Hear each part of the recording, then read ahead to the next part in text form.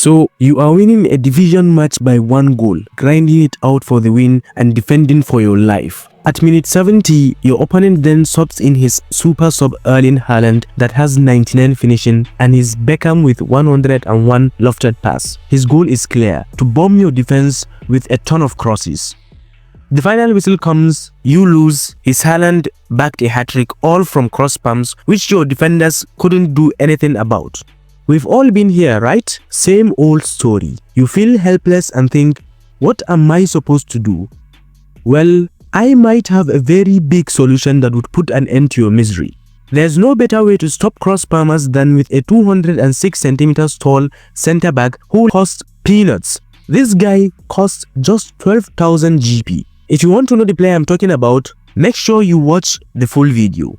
So, a few days ago, one of my subscribers DM'd me on Instagram for some tips on the game. After chatting with him for a while, he told me something really interesting. He is a new player and mostly uses standard players. He finds it very hard to compete against opponents that have higher rated cards than him. A lot of people will consider this to be the norm. They think that standard cards are there just to be thrashed upon by players with higher ratings. Now, I refuse to agree on this. Hear me out. I'm not gonna sit here and tell you that standard cards are the second coming of iconic moment cards or some nonsense like that.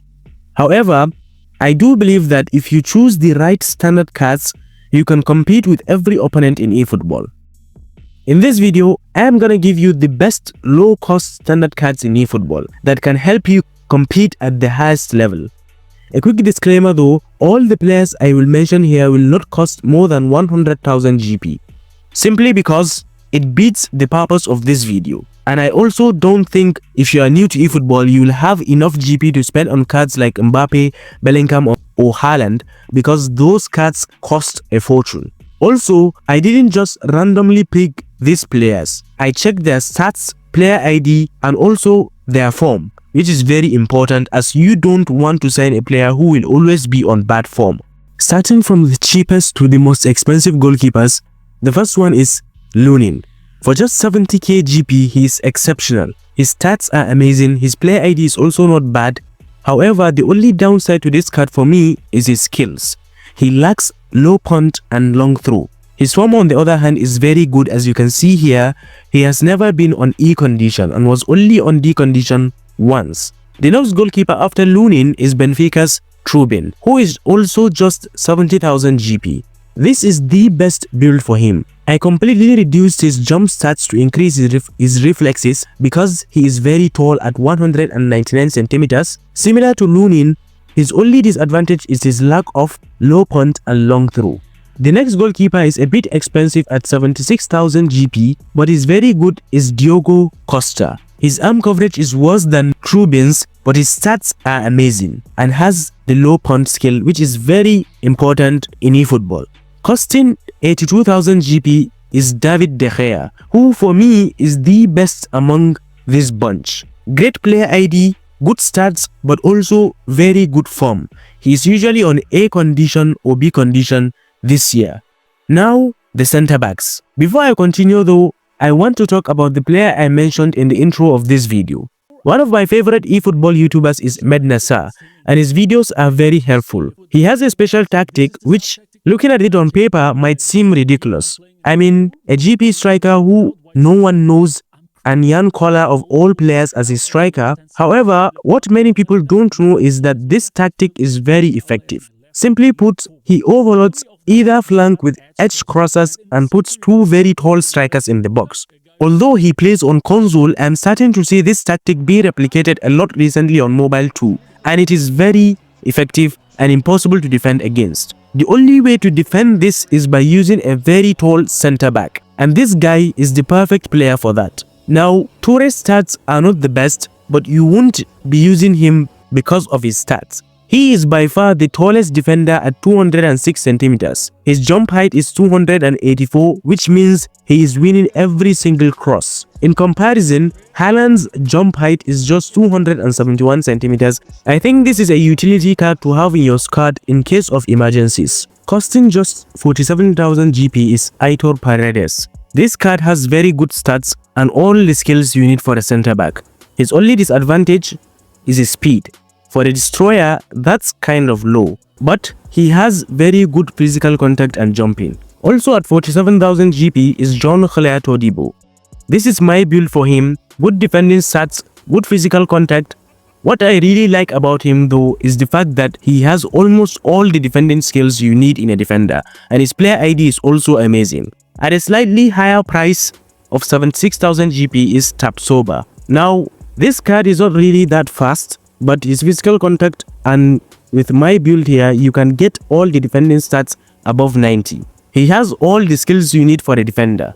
His player ID is also very good. Bremer's standard card is another card that can really help new players. At just 76,000 GP, his stats are amazing. He also has 90 physical contact, which means it will be difficult to dribble past him. Similar to Tapsoba, he also has every skill you need in a defender.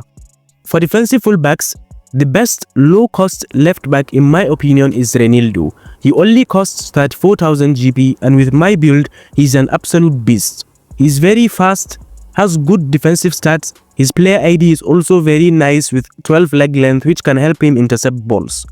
On the other flank, at right back is Juan Foyth. A few days ago, I made a video reviewing his highlight card, which is amazing. Surprisingly, his standard card is equally as good. Using my progression, you can see just how good of a defensive fullback he is.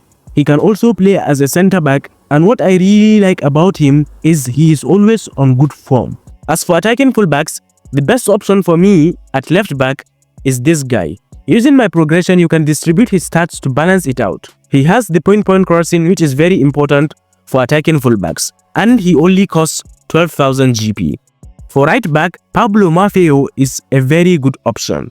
He has everything you need: high speed, good defending, decent dribbling, and all the essential skills. Before I talk about the midfielders, make sure to leave a like on this video. If this video gets 2,000 likes, I will take it as a challenge to make a video on reaching Division 1 using just standard players. Now to defensive midfielders. This guy, Ibrahim Sangare, is a beast. He has very good stats, he is a destroyer, and he is also equipped with all the skills you need for a defensive midfielder. Don't even get me started on his player ID. This card is a hidden gem. He only costs 47,000 GP, which is really cheap given how good he is.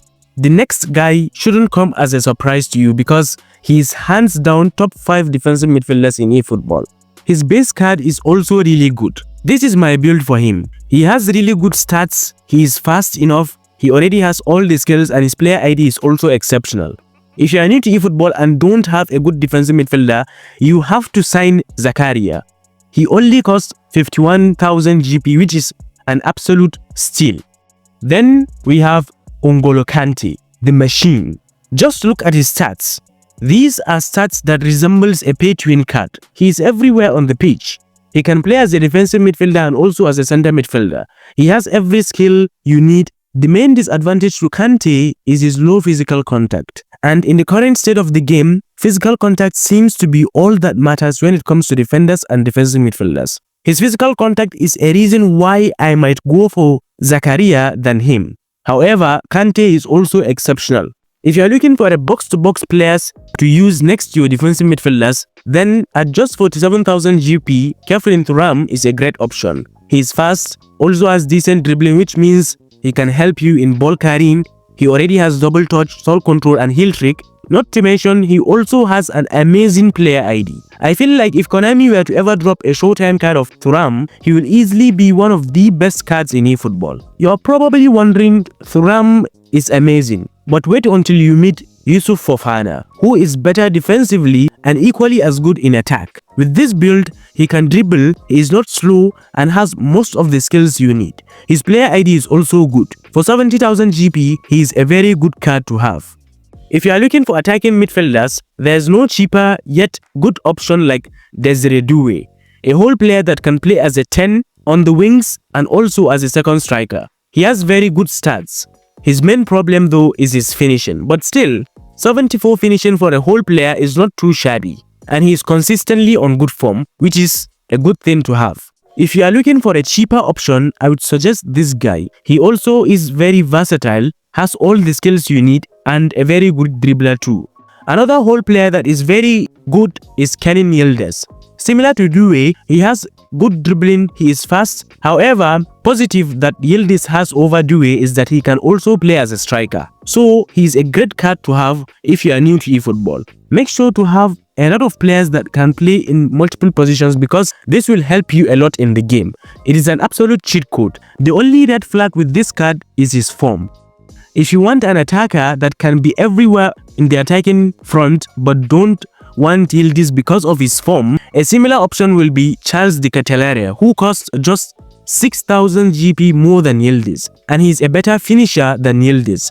He's also very tall, which means he will win a lot of aerial duels for you. The best low-budget attacking midfielder for me is CDK's teammate, Ademola Lookman, who is also a whole player. He has very good dribbling, he is very fast, he has all the necessary skills, he can play everywhere in the attack, but the thing that really sets him apart from the other players I mentioned is his finishing. He also has the super sub skill. When it comes to wingers, there are a lot of options to go for, like EC Palazon from Rayo Vallecano. Good dribbling, decent passing, and finishing, he has all the skills you need. However, he is a bit slow for a winger. A faster option would be this card, who is very similar to EC but is just much faster than him, and his speed is very important because speed is crucial for wingers in the game right now. However, the best low-budget winger has to be the GOAT, Anthony. He has good dribbling, high balance, and acceleration. He can also score goals. His form is really good given that he is now performing at a club. We are left with the most important position in the game, strikers. This is where you need to carefully look at the players, their stats, the player ID, and also player skills is very important here. So after careful consideration, these are the best options I have for you. The first striker I have is Antonio Sanabria. Now this card only costs 22,000 GP, but his stats are good. He has the finishing and speed, which makes him slightly nimble. However, what really caught my eye with this card is the player skills he has. He has every skill you need for a striker, and given that he's only 22,000 GP, that is very rare given how cheap he is. At just 43,000 GP, you can get yourself a better version of Sanabria. He's a very fast striker, his dribbling isn't the best, but it is still decent. He has good finishing, and similar to Sanabria, he has most of the skills you need in a striker. However, the most complete striker you can get at a low cost is Matheus Cunha, who costs just 76,000 GP. He is very nimble, fast, can finish, and has every single skill you need. He also has one-touch passing and through passing, which helps a lot. I really like his player ID too. However, he is a deep line forward, so not many people will like to use him. At exactly 100,000 GP, you can get the goal poacher Jonathan David. He's a striker that is very underrated in this game. He is a headache to play against. This is how I train him to get the best out of him. He is fast, and with this build, he will be a bit more nimble, and he already has good finishing. On top of that, he has every skill you need. Double touch, one touch passing, and even outside corner, given his weak foot accuracy is very low. For just 100,000 GP, he is a very good option if you are new to the game. Anyways, this is all I've got for you. If I miss any players, comment down below your thoughts and any players you think are worthy of a shout out. And make sure to like. Remember, 2K likes and I will use them to reach Division 1. Subscribe, peace, and see you in the next one.